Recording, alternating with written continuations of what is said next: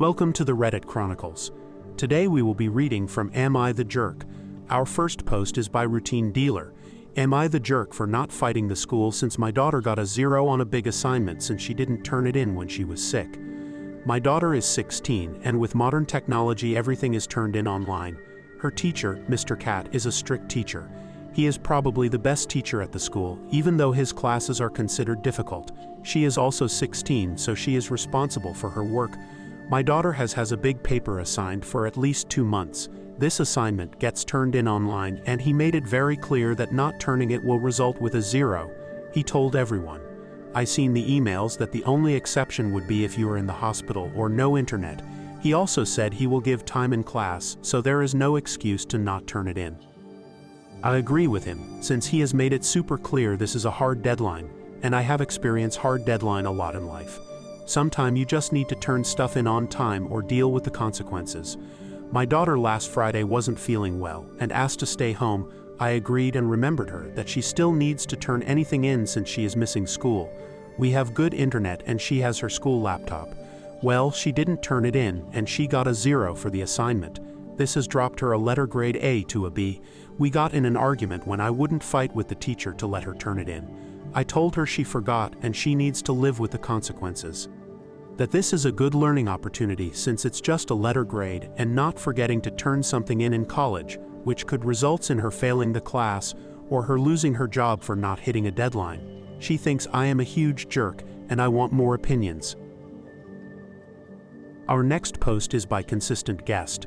Am I the jerk for not wanting to follow my sister-in-law's rules for her wedding and saying her insecurities aren't my fault? My F27 brother M34 and his fiancée F31 are getting married soon. My husband and I got our invitation. All fine, however. This is the problem I am having with them. I'm not a bridesmaid in the bridal party because I have a baby, and as she's very young, 4 months now, and I was either pregnant with a newborn during most of the wedding planning, it was for the best. So I'm just a regular guest as everyone else, right? Well, my brother and his fiancée came over a few days after they sent the invitations because they wanted to talk to me. My future sister-in-law basically told me she has gotten a dress for me and she'll love for me to wear it for their wedding. I was kind of like, okay, thanks, but why, you know? At first she didn't want to tell me why they've chosen a dress for me, but finally she told me that I tend to draw too much attention to me. Last year, our other brother got married, and my future sister-in-law thinks that she doesn't want to risk having me show up similarly to their wedding. By the way, I wasn't wearing an inappropriate dress or white, anything like that. I was wearing a normal formal dress. I was very confused by this, and I asked what she meant because, as I said, I know how to dress up for a wedding.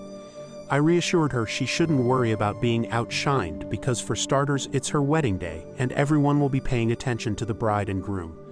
And secondly, I won't wear an inappropriate dress with like too much cleavage or something.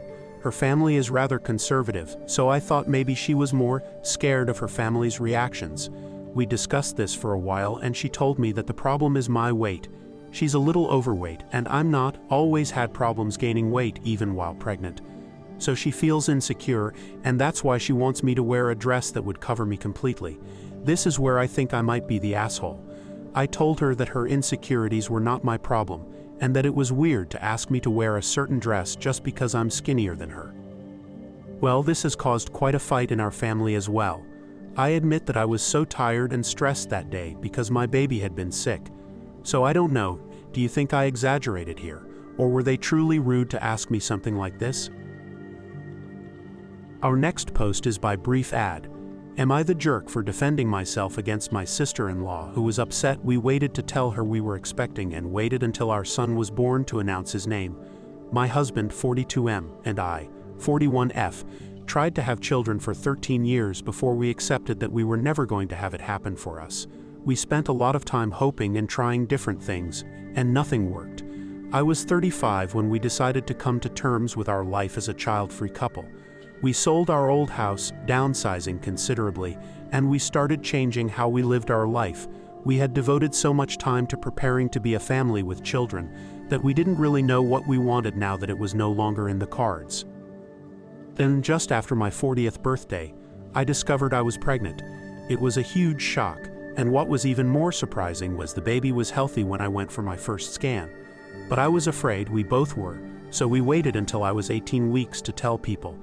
I didn't really show until I was about 21 weeks, so that made it easy to hide. We announced and people were thrilled for us. All our siblings already had children who were 9 and older, so this was the first baby born into the family in a while. We got asked about names and whether we would have a name reel or baby shower with a name reveal. We decided to keep the name to ourselves until he was born. Something special and a surprise for people. Most people understood, but it came to our attention recently that one of my husband's sister was not happy about any of this. She didn't like that we kept the pregnancy to ourselves for a while, and disliked it even more that we didn't share the name. She brought this up at Christmas for the first time and surprised the whole family. She brought it up to my husband on 3 separate occasions after it, and then she brought it up to me 4 days ago.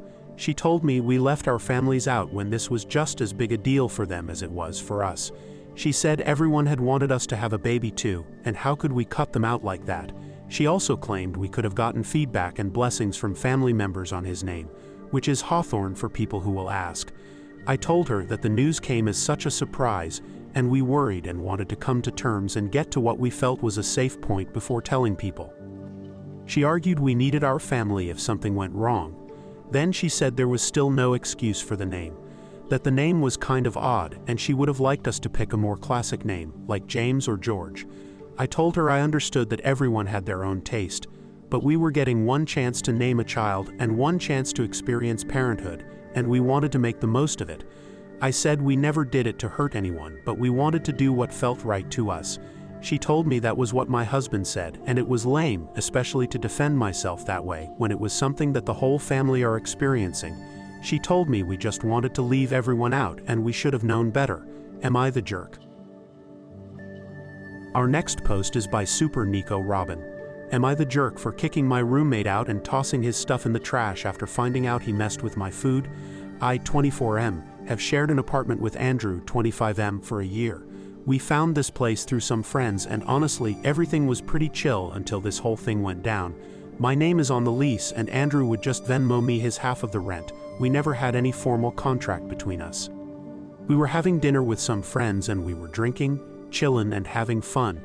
One of our mutual friends made a joke about me being very tidy and Andrew being very chaotic in terms of our rooms, cleaning habits, and stuff like that. Our friend asked us if that was an unusual problem for us. So for some reason, Andrew decided to mention that whenever I'd get too annoying about cleaning the apartment or whatever, instead of fighting, he would go and spit on my food. Straight out spitting.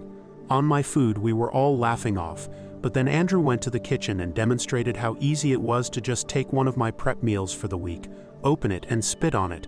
He did it right there in front of us. We were still laughing in a what the heck is happening kind of way.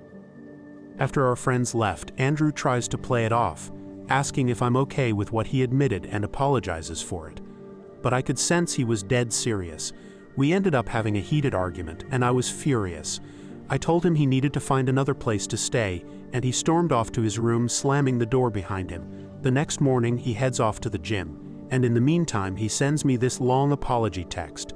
But when I didn't respond right away, he loses his cool again, saying he doesn't regret it, the spitting incident, and even cracks this disgusting joke about messing with my food, suggesting I avoid eating my ice cream because it's flavored now.